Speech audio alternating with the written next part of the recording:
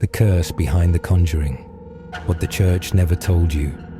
Before Hollywood, there was Harrisville, and before the Warrens, something darker waited beneath the soil. Long before there was a movie, long before Ed and Lorraine Warren ever walked through that front door, there was a land and a presence that had already claimed generations. In the quiet countryside of Harrisville, Rhode Island, a farmhouse stood as it had for centuries, but beneath its wooden floors, something ancient waited. In 1971, the Perron family moved into the house. They were seeking peace. What they found was torment.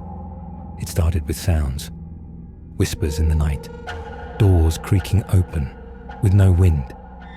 Then came the shadows, faces in the mirrors that didn't belong to them, cold touches, and then the smell of rotting flesh.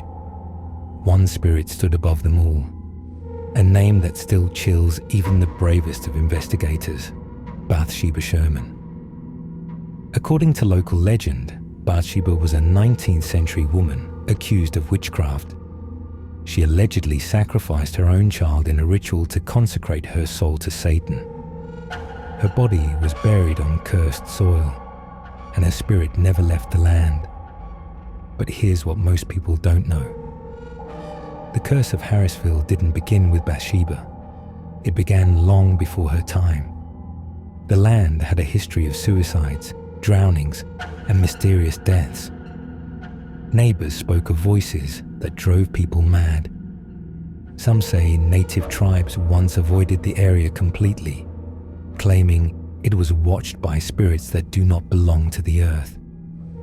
Could this house have been built upon a spiritual gateway, a thin place, where the veil between worlds had already been torn? When the Warrens entered the home, they didn't just encounter a single entity. They encountered a network of spiritual oppression. Lorraine claimed she saw a black mist surrounding the mother of the Perron family. And Ed warned, this is not just a haunting. This is a case of infestation. In demonology, infestation is one of the first stages of possession.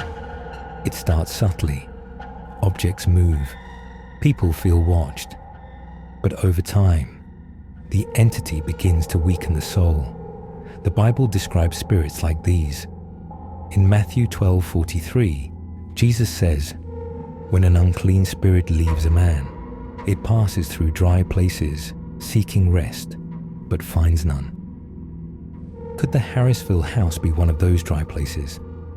A place where unclean spirits gather, waiting to enter again? The Perron family endured years of terror. And even after they left, the house remained silent, but not empty. Paranormal teams still visit it.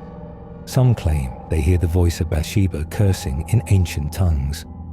Others report sudden rage, nausea, or confusion after entering certain rooms.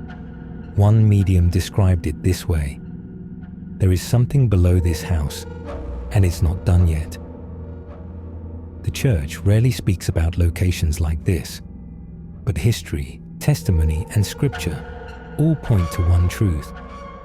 Some places are claimed by a darkness, and unless a greater light intervenes, they remain doorways, waiting to open again. If this story shook your beliefs, you're not alone. What happened in Harrisville wasn't just a haunting, it was a warning. Subscribe to Hidden Revelations, because what the church doesn't say, we will uncover. What is hidden must be revealed.